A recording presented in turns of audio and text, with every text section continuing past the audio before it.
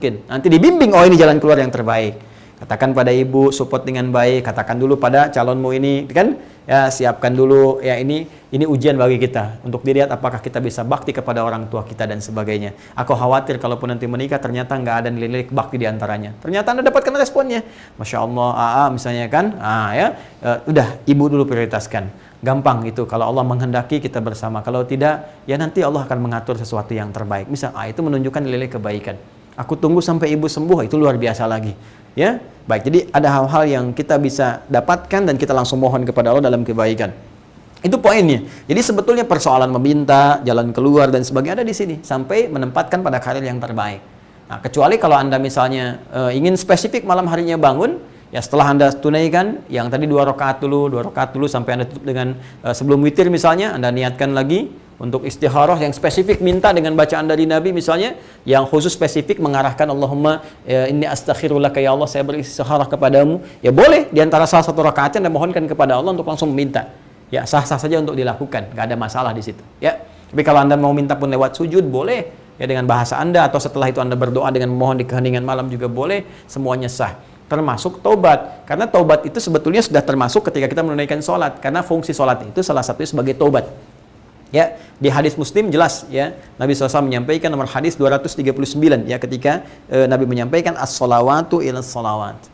Ya, ingat kalimat Nabi-nya, lihat, as-salawatu ila salawat wal jumu'atu ila jumu'ah wa ramadan ila ramadan kafaratun lima bainahunna malam takunil kabair. Salat satu ke salat yang lainnya, Jumat ke Jumat, Ramadan ke Ramadan. Kalau Anda hadir di situ, baru hadir aja tunaikan sholat misalnya kan di belakang imam, atau Anda sholat, itu sudah otomatis menggugurkan dosa-dosa kesalahan-kesalahan kita sepanjang bukan dosa besar. Ya, yang dimaksudnya dosa-dosa kecil yang nggak sengaja, salah lihat, salah dengar, kan, salah ucap dan sebagainya, itu gugur saat kita sholat otomatis. Nah, kalau kita saat bersamaan membaca bacaan sholat sambil menghayatinya, sambil minta ampun di situ, sudah diampuni oleh Allah dosa-dosa kita.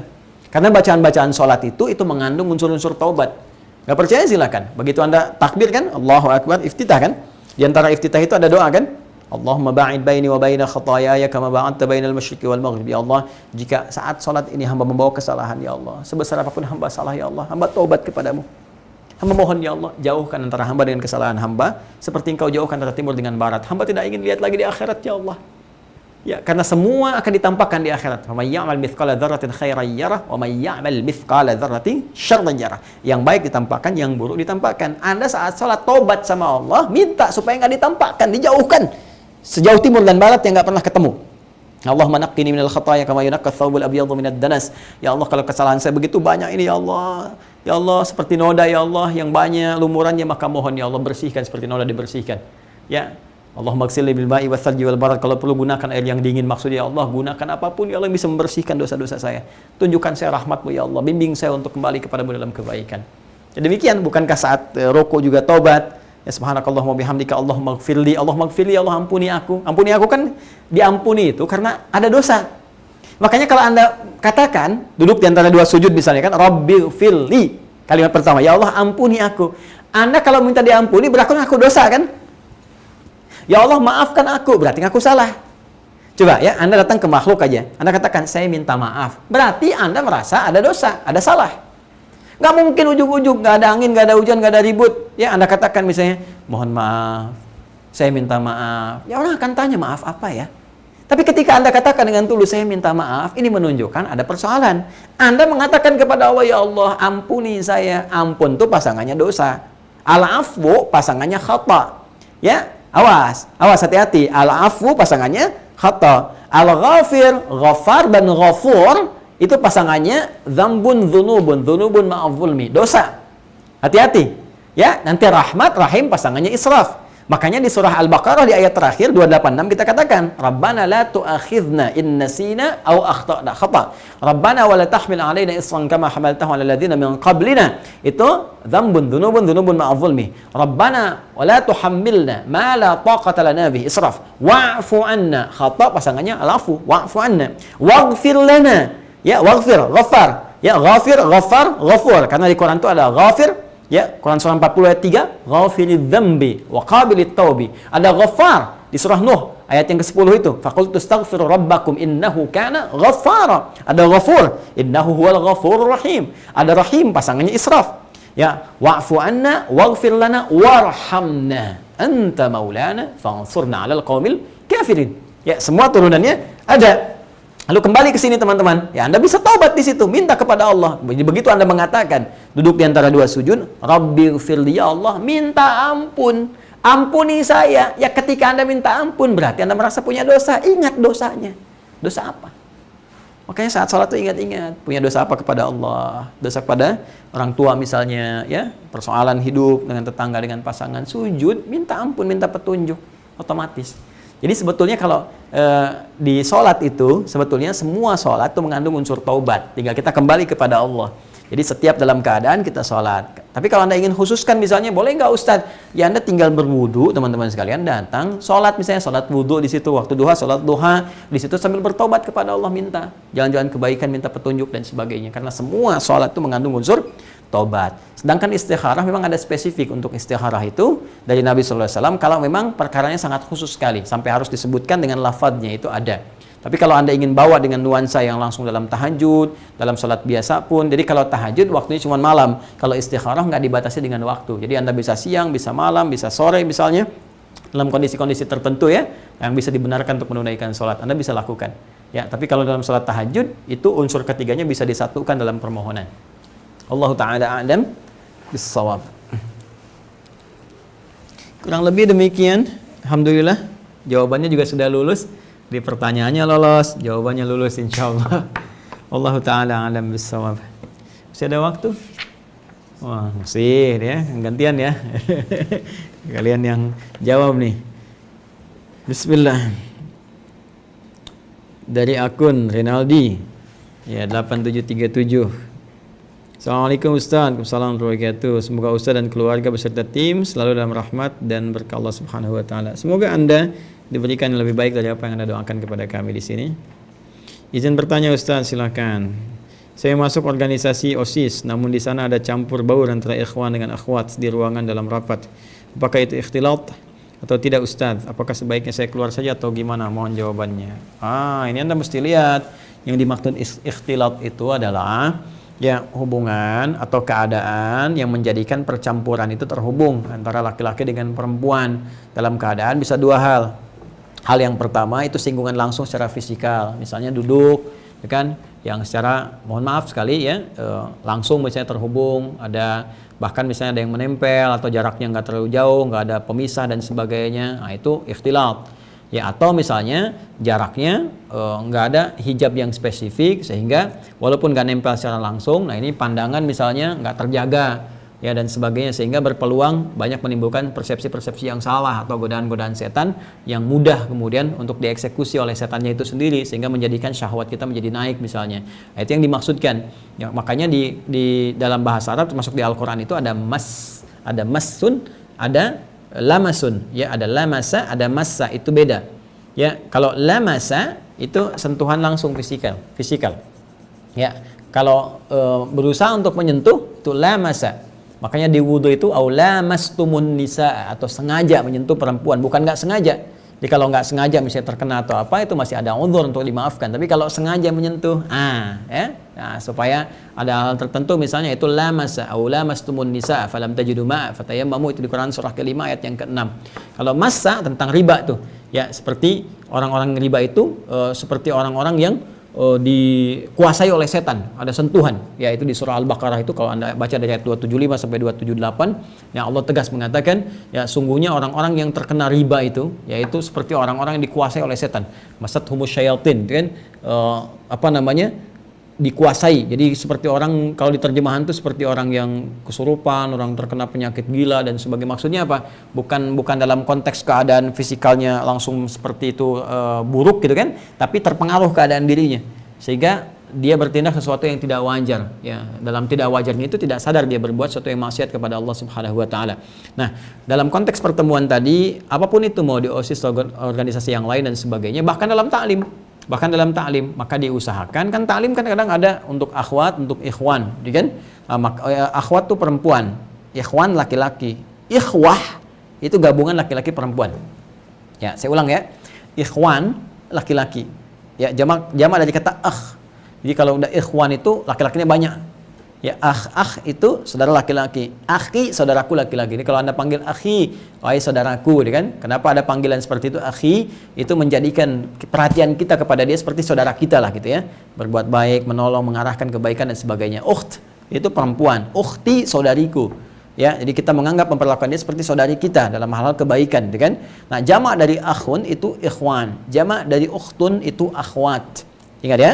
Nah, kalau ikhwah, hamzah, kha, kemudian waw, tak marbutah itu gabungan laki-laki dengan perempuan. Jadi kalau ada momen laki-laki perempuan, Anda bisa sebutkan ikhwah. Ayo al ikhwah, kan? Oh, saudaraku laki-laki dan saudariku perempuan, gabungan semuanya. Ya, kalau ikhwan saja laki-laki. Maka Anda bisa cari solusinya misalnya. Nggak jadi masalah, saya Anda rapat tapi tetap dibatasi, ada meja kan? Saya meja panjang, atau kalau nggak ada meja seperti itu misalnya dibatasi bagian akhwat sebelah mana, ikhwan sebelah mana, agak sedikit misalnya jauh, bisa komunikasi, bisa diskusi, di situ nggak ada persoalan. Ya, kemudian yang paling penting adalah supaya tidak ada masat humus syaitan, ya, godaan-godaan setan, jaga juga pandangan. Ya, di Quran surah ke-24 itu ayat 30. Wa qul lil mu'minina yaghuddu min absarihim. Katakan bagi pria-pria beriman, Anda yang bertanya, jaga pandangan Anda. Jadi kalau sudah mandang misalnya kan, seperti ini tiba-tiba Anda bisa merasakan lah kalau ada tiba-tiba syahwat, getaran-getaran yang tidak jelas, seperti Anda misalnya di jalan ketemu Bapak polisi, takut nggak bawa SIM kan ada getaran dalam hati itu ya. Itu getaran-getaran itu. Beda dengan getaran-getaran kepada lawan jenis kan. Terasa tiba-tiba itu palingkan. Ya, palingkan. Jadi Anda bisa menjaga keadaan itu. Kalau sudah Anda bisa jaga, kecuali kalau tempatnya sudah nggak kondusif dan sebagainya, Anda usulkan. Jangan pergi tanpa, mohon maaf ya, memberikan usulan. Itu artinya meninggalkan keadaan begitu saja. Anda usulkan, boleh nggak? Karena ini kan kita kegiatan yang baik, jangan sampai mohon maaf misalnya kan ada gangguan-gangguan atau apa, saya ingin usulkan supaya lebih kondusif. Jadi jangan bawa dulu misalnya ke nuansa-nuansa yang spesifik. Kadang-kadang kan orang belum kenal agama, maka dikenalkan dengan konsep yang umum. Bisa nggak supaya lebih efektif, lebih spesifik pertemuan kita, hasilnya bagus, bisa nggak kita sedikit kelompokkan misalnya yang perempuan kerjakan dulu tugas ini, atau kita buat ada sedikit jaraknya sehingga bisa terukur, saya bisa nulis dan sebagainya. Nah, itu insya Allah akan lebih terukur. Ya, kurang lebih demikian.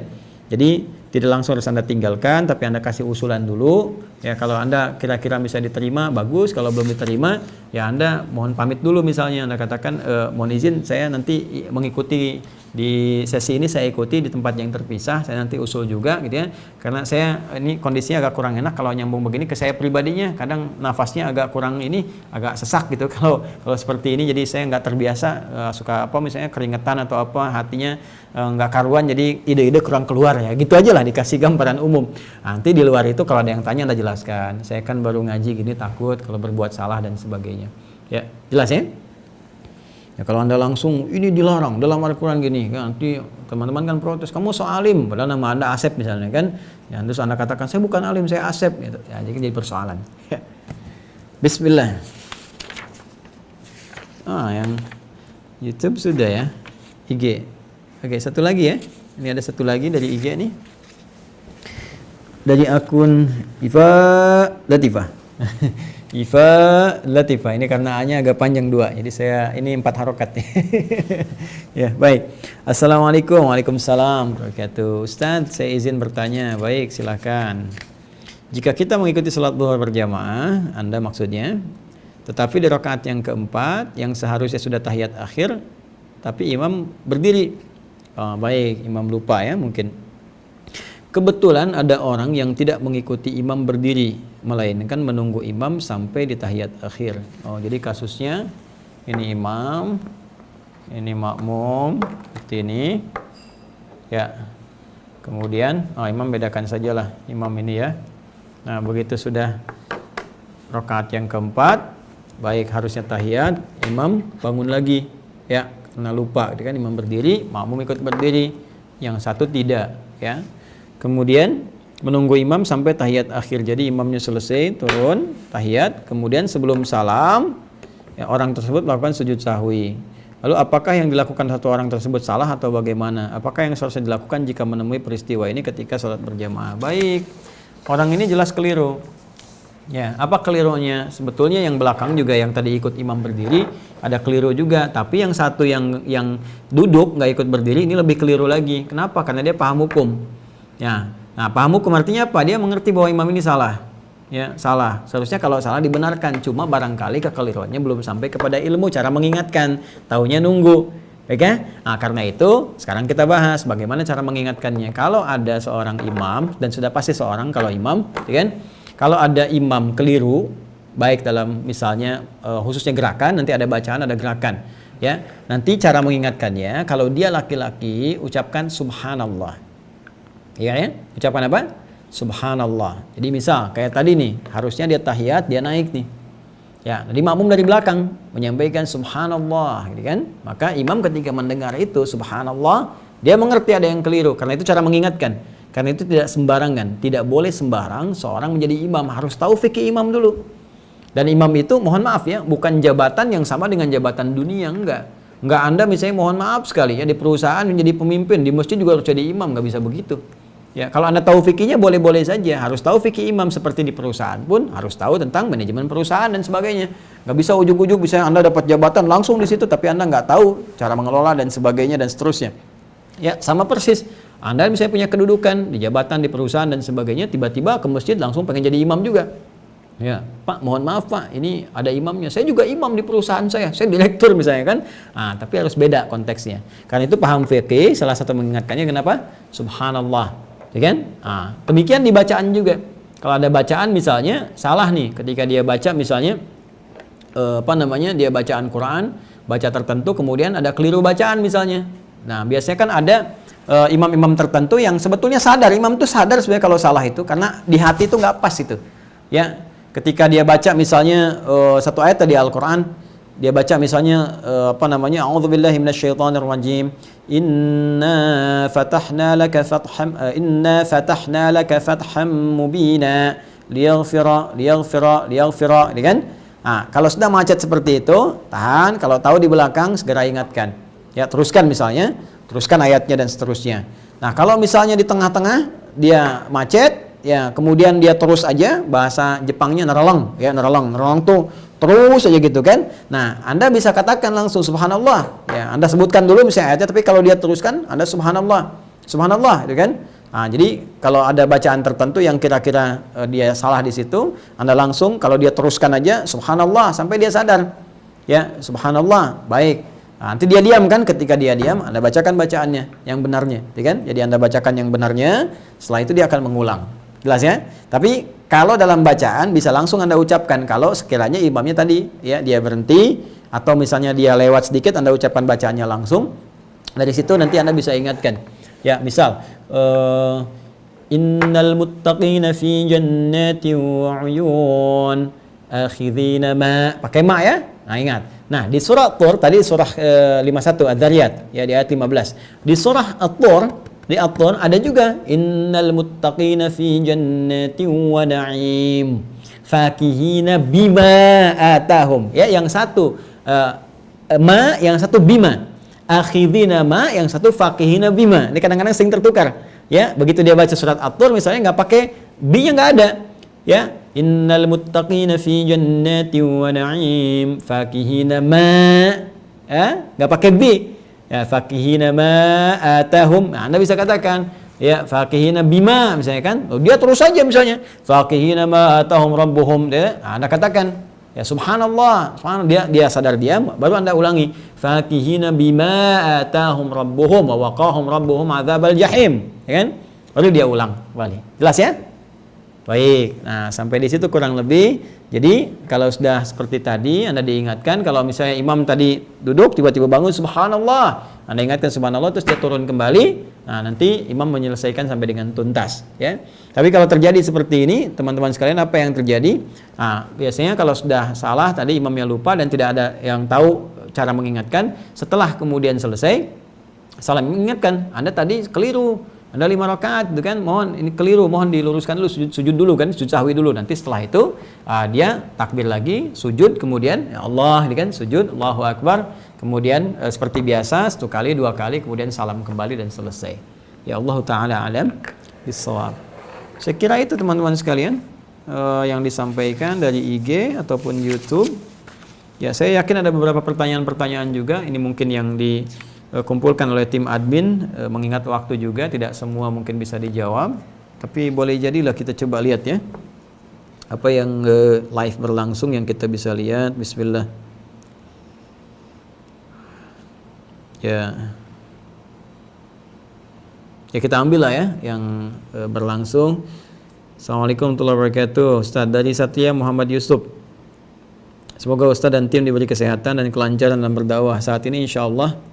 Amin, amin insyaallah. Semoga Anda juga diberi kesehatan dan kelancaran kebaikan. Ustaz, nama saya Satya Muhammad Yusuf. Saat ini saya sedang sakit autoimun atau psoriasis. Ya. Dan semoga Allah menguatkan kembali imun Anda, menyehatkan kembali Anda, memberkahi dan memberikan hikmah terbaik insyaallah. Kami berdoa untuk Anda insyaallah. Dari 2017, alhamdulillah saya tidak menyesal ketika hidayah datang ke hati saya, Masya Allah. Masya Allah, semoga Allah muliakan Anda. Dan saya banyak mengambil hikmah dari penyakit ini, alhamdulillah. Ustaz, saya minta nasihatnya agar saya kuat dan tegar menghadapi penyakit saat ini. Dan saya minta doanya semoga Allah cepat mengangkat penyakit saya, agar saya bisa sholat berjamaah ke masjid dan bisa membahagiakan orang tua. Doakan juga Ustaz, saya ingin menjadi seorang anggota TNI. Masya Allah, Pak Panglima. Mohon Panglima ini ya, ada bangsa kita, saudara kita, Masya Allah ini ya, luar biasa semangatnya, kita dukung ya. Mudah-mudahan Allah segera kuatkan dan kembalikan dan menjawab segala doanya, dan mudah-mudahan jadi prajurit yang terbaik, yang saleh ya, beribadah dan berbakti ya, kepada kedua orang tua, mengharumkan nama bangsa ya, dan berjuang demi kemakmuran negara kesatuan Republik Indonesia dalam rangka ibadah kepada Allah Subhanahu wa taala. Baik, terakhir kemarin saya lihat Ustadz tentang obat racikan Ustadz untuk menguatkan imun, menyehatkan badan dan memperbaiki fungsi anggota tubuh. Boleh saya mendapatkannya? Boleh. Ya, sebetulnya kita belum launching ya. Kita nanti ada riset spesifik sebetulnya untuk autoimun. Tapi udah kita ujikan secara terpisah, alhamdulillah hasilnya sangat baik. Ini bukan yang banyak beredar ya, usul hindi dan sebagainya yang sekarang di beberapa situs itu, apa sih namanya itu? Apa? Aneka halal, apa lagi tuh, ada lagi pusaka herbal ya. Nah itu ada akun namanya Aneka Halal Pusaka Herbal sebagainya, itu selalu menampilkan tuh video saya apa dan sebagainya, itu mencatut ya nama. Saya sudah konsultasi itu kepada pengacara juga, ahli hukum juga. Kalau nggak di take down dan sebagainya, kita tempuh langkah hukum, karena ada beberapa di daerah itu yang menyampaikan bahwa termasuk kerabat kami sendiri ya, saya membeli ini katanya obat herbal karena agennya mengatakan ini dari Ustadz Adi gitu kan, padahal saya nggak pernah jualan teman-teman. Ingat ya, kalau ada yang mengatakan dari Ustadz Adi atau pakai logo nama bahkan ya potongan video, itu saya nggak pernah jualan. Yang nggak pernah jualan kustul hindi, nggak pernah jualan herbal-herbal tertentu, tidak. Kami justru membagikan dengan gratis hasil-hasil riset ya, hasil-hasil riset. Jadi kita nanti insya Allah mudah-mudahan besok ya udah siap, karena kita siapkan dengan massal ini ya. Jadi saya melihat yang kira-kira bisa kita support di kasus-kasus tertentu untuk meningkatkan imunitas, perlancar pernapasan. PH7 namanya, rempah PH7, Prophetic Healing abad ke-7 kita siapkan khusus spesifik. Karena ini saya tidak main-main meriset ini ya, banyak hal yang kami siapkan juga, bukan hanya dari riset-riset ilmiah dan sebagainya, dari Qur'annya, doanya, hadisnya, riset ilmiahnya, kemudian uji cobanya juga, dan kita tempuh juga aspek hukumnya. Ya, jadi jangan sampai melanggar hukum juga ya, legalnya apa, kajiannya bagaimana dan sebagainya. Dan alhamdulillah sudah tuntas, tinggal nanti kita siapkan, karena saya mencoba untuk mensupport secara lebih luas massal. Jadi alhamdulillah kami beli sendiri, kemudian kita kerjakan sendiri juga, banyak begadang beberapa bulan ini ya, demi ibadah pertama, kedua kemanusiaan, dan tentunya untuk mensupport ya, supaya kita bisa lebih makmur, lebih baik, keadaan kita lebih sehat semuanya. Doakan ya teman-teman. Ini insya Allah sudah kita siapkan masa, banyak stoknya sudah saya siapkan, dan sudah kita siapkan juga bentuk kotak dan sebagainya. Nah, nanti dibagikan gratis, sebetulnya sudah kami bagi ya. Udah ada kalangan-kalangan yang spesifik yang sudah mengajukan karena penyakit-penyakit tertentu, dan juga meningkatkan imunitas dalam suasana COVID ya, yang lancar pernafasan dan sebagainya. Alhamdulillah kurang lebih hampir 10.000 yang sudah kita berikan, tambah kemarin juga dari teman-teman di prajurit TNI, di Polri, ada beberapa instansi lain, Bea Cukai, Samsat, ada sebagian dari KPK dan sebagainya. Kita support juga, mungkin sudah ada hampir 20 ribuan kalau semua itu sudah disampaikan. Nah, saya sekarang sedang menyiapkan dosis yang lebih besar ya, yaitu ada kurang lebih 2,5 juta ya, 2,5 juta itu kita kumpulkan sendiri. Alhamdulillah kita siapkan dengan teman-teman dengan tim di sini. Jadi dibagi nanti dalam 250.000 box. Jadi teman-teman bisa support itu. Nah, untuk yang ini yang tadi disampaikan autoimun nanti ada yang terpisah dan ini sudah kami risetkan. Insya Allah ya, insya Allah ada yang spesifik sekali, dosisnya sedang kita ukur dan sebagainya. Dan ini bukan sembarangan seorang Adi Hidayat, bukan ya. Kalau saya latar belakangnya kan keulamaan. Jadi nanti kalau persoalan sampai ke medis dan sebagainya, kita punya tim di ilmuannya. Ada dokter, ada ilmuwan, ada yang bagian riset, ada yang bagian di lab dan sebagainya. Kita kerjasama semua sehingga terukur langkah-langkahnya. Alhamdulillah kemarin sih hasil uji yang pertamanya itu ada yang autoimun, aktivitas cuma 2 jam dalam sehari dan divonis secara medis resiko kematian Oktober kemarin. Ya, cuman saya selalu katakan bahwa saya ingin katakan semua Allah atur. Jadi apa yang pertama harus Anda lakukan? Pertama, yakinkan pada diri kita bahwa semua telah Allah tetapkan sesuai dengan maslahat hidup kita. Ingat baik-baik. Jangan pernah kaitkan satu penyakit dengan kematian. Ingat sekali lagi, karena yang sehat pun bisa meninggal. Kematian itu nggak punya ukuran, sakit atau sehat. Kematian itu ukurannya ajal. Quran surah 7 ayat 34. Ya, walikulli ummatin ajal. Setiap umat, jangankan 1-2 orang, semua umat yang pernah beraktivitas di bumi itu punya ajal. Batas hidup. Fa idza jaa ajaluhum la yastakhiruna sa'ata wa la yastaqdimun. Kalau sudah tiba ajalnya, dia tidak akan pernah bisa majukan atau mundurkan. Ya, jadi boleh jadi justru yang sehat yang bisa meninggal. Ya kan? Yang sakit bisa tiba-tiba sembuh, terjadi. Ya, jadi nggak ada kaitan ajal dengan kematian. Resiko-resiko mungkin ada. Ya, itu disebut dengan sebab namanya. Resiko-resiko, jangankan sakit, jalan misalnya di pertengahan jalan, itu kalau ketabrak resiko ya bisa menyebabkan kematian. Ya, minum racun resiko kematian. Ya, walaupun belum tentu meninggal tapi resiko itu ada. Yang menetapkan kematian siapa? Allah. Karena itu kita menghindari resiko-resiko itu.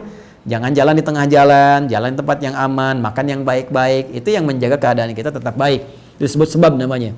Ada musabbib, ada musabab, ada sebab. Nah, kalau diuji dengan penyakit pada saat itu, maka apa yang bisa kita baca dari situ? Satu, cepat cari keutamaan-keutamaan ketika diuji dengan sakit.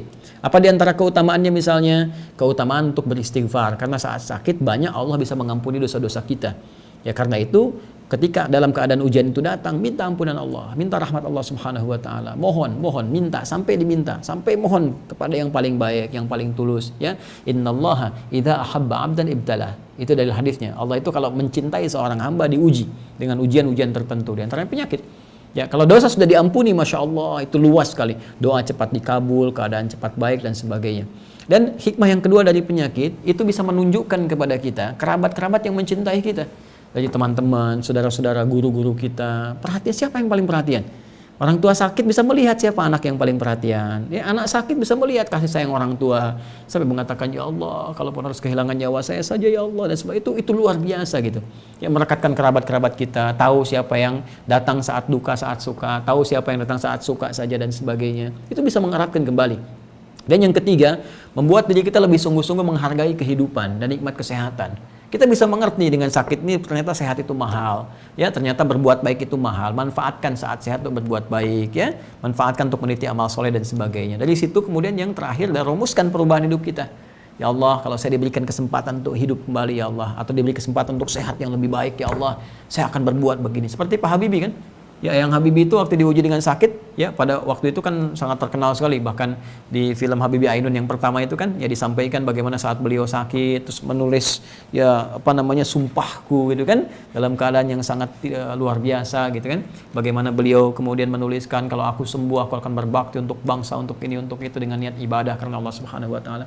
Anda bisa lakukan. Ya Allah, saya ingin sehat lagi, ya Allah. Tadi saya ingin menjadi prajurit TNI yang terbaik. Saya ingin doakan, ya Allah, supaya saya bisa beribadah kepadamu, ya Rabb, dan sebagainya. Ya. Jadi ini yang kita arahkan. Insya Allah yang tadi saya sampaikan, dia divonis resiko kematian bulan Oktober. Kemudian ada informasi datang kepada kami, ya kita sampaikan, kita ada riset ini, tapi dengan catatan kita sampaikan nih tinjauan medisnya begini, dilihatkan semuanya. Ya, ini medisnya, ini berobat ke sini, ini yang di ahli herbal begini. Ya, kami sampaikan, ini hasilnya begini, ini seperti ini demikian. Insya Allah pantangannya nggak ada, cuman dalam keadaan begini demikian. Kalau Anda yakin silahkan sampaikan permohonan, pernyataan, dan sebagalanya sudah selesai semua kita sampaikan. Masya Allah, alhamdulillah 2 pekan kita treatment, dan Masya Allah ya, ketika dicek medis ada testimoninya, cuman nggak saya buka, nanti tiba-tiba besok penuh ini itu ya. Cuman sementara lah kita cek dulu karena harus ada tahapan-tahapan lain. Ketika dicek 2 pekan kemudian ya, dan dicek semuanya keadaan medisnya, ternyata kansernya nyaris hilang dan autoimunnya balik sampai yang tadinya 2 jam muntah darah gitu kan, kadang dia bilang sampai semangkuk dan sebagainya. Setelah itu naik lagi, sekarang bisa 5 jam beraktivitas, sekarang sudah mulai naik lagi. Nah, maksud saya yang tadi menyampaikan, nanti nomor kontaknya saja di DM ya, teman-teman di admin ya. Coba di DM orangnya yang tadi, akun yang tadi di DM disampaikan, nanti dikasih di bagian staff kita ya. Ya, di bagian staff kita di PH7 nanti sampaikan, dan teman-teman juga boleh nanti saya launching terbuka.